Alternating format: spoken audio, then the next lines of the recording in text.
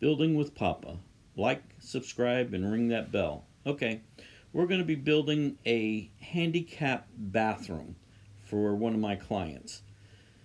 And before I do the tile, you see these three lines in the middle? The center one is the center of the wall. And we're going to do a subway tile, so I put the two lines, one on each side of the center, so that when I put the tile on the wall, I can put one on the center line, and then my next ones would start below that, but staggered. So it's a subway type tile design. Okay, we put the mastic on the wall, and I checked the ceiling, and the ceiling wasn't perfectly level, but we have enough room to be able to start at the top. So I find my lowest point on the ceiling, and then I put a level line all the way around on all three walls. Then I start right in the middle and work from end to end. It's a lot of small tile. Would like to be working with a bigger tile, but this is what the customer wants. So that's what we do. So as I lay these tile in place, then I start getting some measurements for my guy to help me and start cutting tile.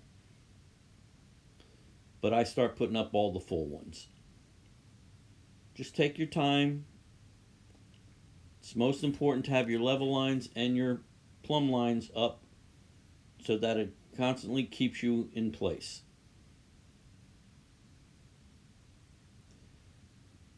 I had other video up on the tile walls that my tile guy did for me, but I decided to do this one myself so we can do a video.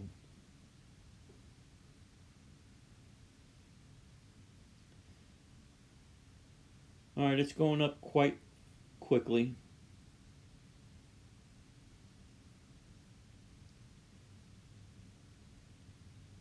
And the customer's about to come by and look at our progress. And we'll be showing her what it is that we're doing and see how she likes it before we complete the project and moving forward. We have the back wall done now.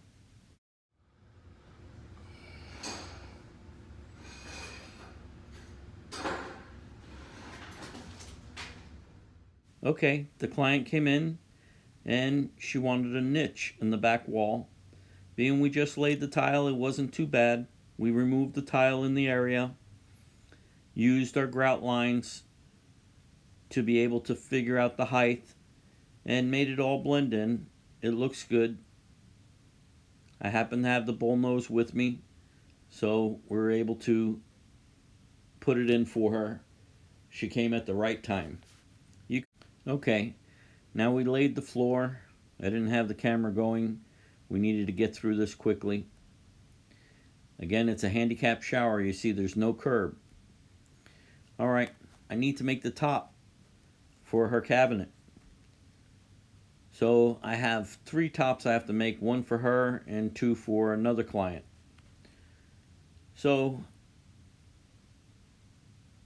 she has a sink in hers, and it's an undermount sink. So take out the template, use the template so that you're able to cut your board in the proper locations for your sink. This is an undermount sink, so it takes a little bit more care because I have to wrap the epoxy around it. I have to epoxy in these little clips that hold the sink in place. And you want to make sure you have that sink in the proper place so that your backsplash doesn't mess up for your faucet. So you can't have it too far back, you can't have it too far forward. And remember, this is for a handicap situation. Whoops, this is the wrong sink. Alright, I found the right sink and we did the cutout. Now you have everything ready to go. You use this undercoat. Being we're going to make this top look like a marble top, a white marble top, you would use a white undercoat. So that's what I'm doing. Coating all the edges, the top, the inside of where the sink is going to be. Now when you first put it on, you put on a thin coat and you can see through it. So let it dry, and then you're going to need to put on a second coat before you start the epoxy. I like doing underneath the lip, as you can see, so that once the sink is in place, it protects the wood on all areas. All right, get through it quickly. Just put a thin coat down. Remember, you got to do 2. Don't try to make it all cover on the first coat. It's just not going to happen. So get your thin coat on quickly. This way it'll dry quickly and you can put the second coat on. As you can see, we're moving forward. I'm making several tops at the same time, only because they're all going to be a marble-like look.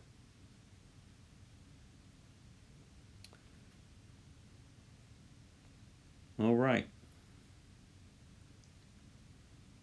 Well, we keep moving forward.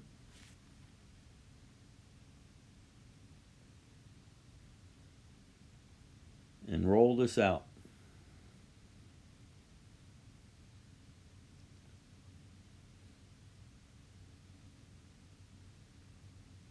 Get phone calls in the middle of me doing work. It happens. Well, get it spread out evenly. That's what's important. Just keep working it. This undercoat dries very quickly, and before you know it, you'll have both coats on. Now you can see the side, I haven't coated that side. Epoxy will come down that side and seal that wood, so I'm not worried about that. That edge goes up against the wall, so it's not going to be necessary. Get your inside edges done good and do your second coat. Okay, we did 2 coats, and now I put tape around the edges, which creates like a dam. So as I'm spreading out the epoxy, it's not going over the edges yet. I don't want it to go there. I want to try and get it moved around on this top so that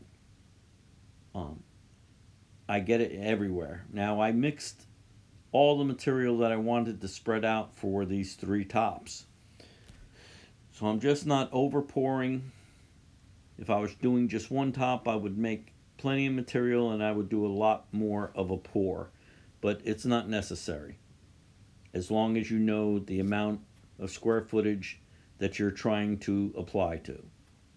So I did my calculations, I mixed it, and we are now spreading out the white epoxy. Okay, when I mixed it, it starts out clear, your A and B, you mix it and mix that together, then you mix the color in it, which was a metallic white, or white metallic. It has sparkles in it and it looks very nice. So I spread all that out onto this top, leaving the dams up, and then I spread it out onto the other top. Move my way around, make sure that it's covered on all edges, and I just push right up to the tape. Just push right up to the tape, because the tape's going to hold it like a dam. It's not going to go anywhere, but you want to get it right up to the edge of the tape. Alright, move through it somewhat quickly, because now once I get this all down, then I'm going to apply the black. I had pre-mixed that already, and I just use a shim and just start applying it. Just put it drips in, laying it out, what the design you would like, and just feel free any which way you want to go. There's no mistakes. Okay, no matter how it looks like. Now you grab your roller and you start spreading out the black. Okay, Now what it does is where you laid it down, it stays a darker black, but then you've picked up black with the white and it becomes gray. That's what makes it look more like the marble. Okay, so now you're spreading it back and forth. Remember, going right up to the tape. Don't be afraid. Don't stop before it. Roll right onto the tape. It'll move. It's not going to bother you. Just keep working your way through it, back and forth, till you feel satisfied what you've come up with. You could stop early. You could stop late. You just have at it. What makes you feel good about it and the look.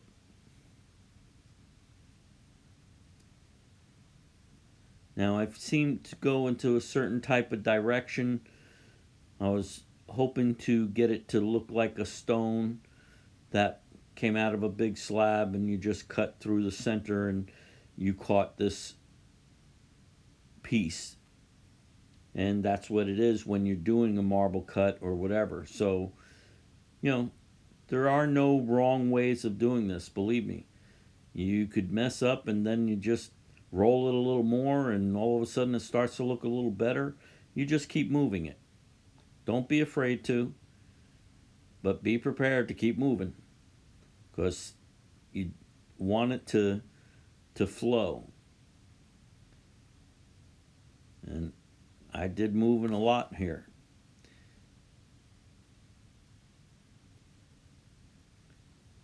You could see now that you're getting more gray with a little bit of black. And I did the other top. Now I'm spraying some isopropyl to try and get the bubbles out. Some of them have bubbles, some don't. This top wound up having a little bit of an issue with a few brands on top, few specs, and that didn't come out well. So I sanded the top by hand with 320 grit. It worked out really well. So now I'm doing a top coat, a clear top coat over it, which will give it depth. So I didn't use the dam. I just started pouring it on the top and spreading it out with the trowel so that it's even, and then it'll flatten out nice and flat. Just keep moving it and get everything covered. Okay, I got a little trick here with the heat gun because I put the clear on, but I have some bubbles. I didn't have the heat gun the other day when I started this top, and I wound up having to sand it down before I put the clear over it. So I'm using my heat gun, and these bubbles are just disappearing. They're just disappearing. Now just flow with it. Don't leave the heat gun on any particular spot. Just keep moving, heating it a little bit, moving. You'll see the bubbles pop and then they're gone. And everything will flatten out nicely. Okay, well, we're getting ready to go install this and finish up this bathroom and get our final inspection. So let's get over there. All right, great. We've now completed the bathroom. Everything is in place, the grab bars, the toilet. Look at that top. Didn't it come out beautiful? We set the mirror on an angle because she's in a wheelchair and she'll be able to see it nicely. We wrapped the bottom of the drain for her. Well, I hope you liked this video. Like, subscribe, and ring that bell. Leave some comments, thumbs up, or thumbs down, whatever you want.